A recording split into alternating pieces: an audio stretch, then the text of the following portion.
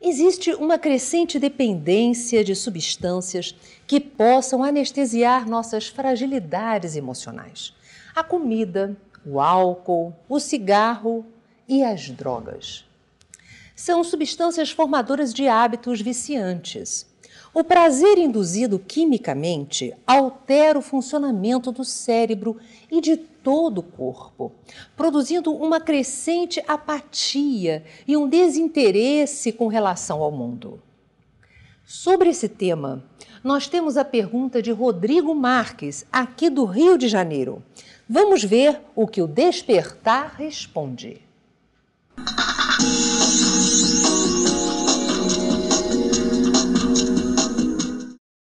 Olá, meu nome é Rodrigo Marques. Tive muitos amigos que entraram no mundo das drogas, uns ficaram, outros conseguiram sair. Minha pergunta é o seguinte: o que os jovens têm que fazer para poderem não entrarem no mundo das drogas? As pessoas, os seres humanos, são únicos, né, na criação. Nós somos seres totalmente diferentes uns dos outros. Então, o uso para uma pessoa pode ser passar com menos consequências. Outras pessoas podem usar e terem mais consequências. Como eu disse, pessoas perdem a vida, às vezes, no início do uso de uma substância. E o abuso para a dependência química vai depender de vários fatores. Vai depender da predisposição da pessoa, se ela tem fatores que influenciam na questão genética, no meio que ela vive. Então, por exemplo, se nós temos um ser humano, né, um cidadão, que está desempregado, aí ele acaba tendo um aborrecimento familiar.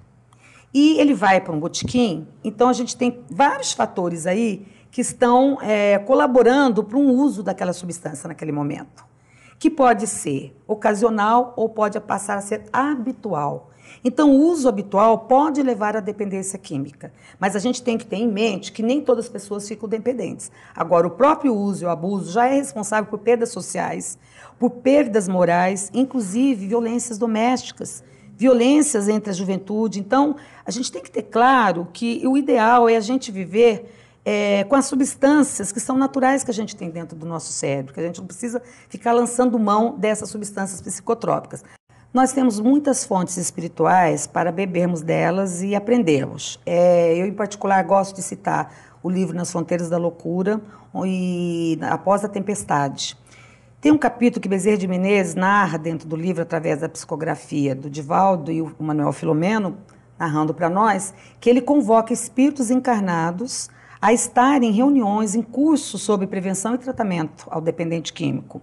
E ele relata a preocupação dos profissionais ligados aos seres humanos, sociólogos, professores, educadores, com pouco conhecimento ainda nesta área. E eu achei muito importante porque ele faz um diagnóstico deste homem. E ele relata o seguinte, que nós crescemos muito na horizontal do conhecimento, da ciência, mas crescemos pouco na vertical da espiritualidade, dos valores, da ética, da moral. Ele ressalta a visão materialista que os homens têm da vida, essa visão de niilismo, né, de vazio existencial, de falta de sentido para a vida. E que nós temos que estar preparados, tanto na evangelização espírita, da criança, do jovem, do adulto, para trabalharmos essas questões. Utilizarmos todos os recursos da doutrina espírita. Agora, o mais impressionante é que ele diz que esse uso é antigo e que agora cresceu, como estava no início do programa, e que a obsessão, as companhias espirituais acontecem e a dificuldade que o dependente químico, do usuário, do abusivo, de deixar de usar a droga, também é causada por essas companhias espirituais, que às vezes vêm na forma de inimigos ou então de simpatizantes, porque nós atraímos, de acordo com o nosso comportamento, as companhias espirituais. Então, ninguém bebe sozinho, ninguém fuma sozinho. E aí vem, muitas vezes, a dificuldade também no tratamento, porque, às vezes, a ciência ainda não abriu os olhos de que precisa, ainda não abriu os olhos que precisa também do tratamento espiritual. O que a Casa Espírita pode oferecer além, né, em algumas casas já estão fazendo, outras precisam avançar, essa discussão da postura crítica frente às mídias e produção de mídias. Por que não fazer uma peça de teatro, um vídeo, um texto, uma poesia sobre a prevenção?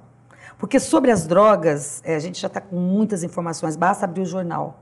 Então vamos trabalhar a prevenção, vamos criar essa cultura da prevenção. E o atendimento, Yasmin, que nós precisamos tanto do atendimento espiritual, como precisamos também de psicólogos, de médicos, psiquiatras, que montem centros de atendimento, que completem esse trabalho que a ciência já faz. Porque nós vamos a um consultório, vamos a uma clínica de tratamento, muitas das vezes tem o psiquiatra, o psicólogo, o assistente social, o pedagogo, mas não tem o tratamento espiritual. Então, acho que nesse aspecto, para o tratamento, precisamos avançar. E com a prevenção, incluindo a evangelização, tanto da criança, do jovem, do adulto, essas questões. Mas no contexto de saúde, numa visão sistêmica, não dá para trabalhar fragmentado. Você trabalha a importância de tudo na vida, do saber pensar, do saber sentir, do saber agir, não é assim? É. E nesse agir estão as nossas escolhas. Se eu estou escolhendo usar uma substância psicotrópica, eu tenho que saber que eu vou responder por isso lá na frente.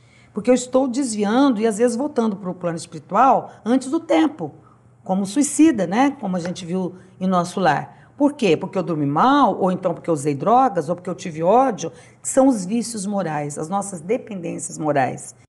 E aí, lembrando que Jesus disse, escolher a melhor parte. Qual é a melhor parte na vida? É você sair daqui da terra melhor do que quando você chegou. Se você está vinculado a algum tipo de vício ou alguma pessoa de sua família, procure ajuda profissional. Procure uma casa espírita que tem algum tipo de trabalho especializado para esse tipo de dificuldade. Tenha confiança. Jesus nos afirmou: a fé remove montanhas. Você vai conseguir promover as mudanças que precisa, construindo a sua felicidade.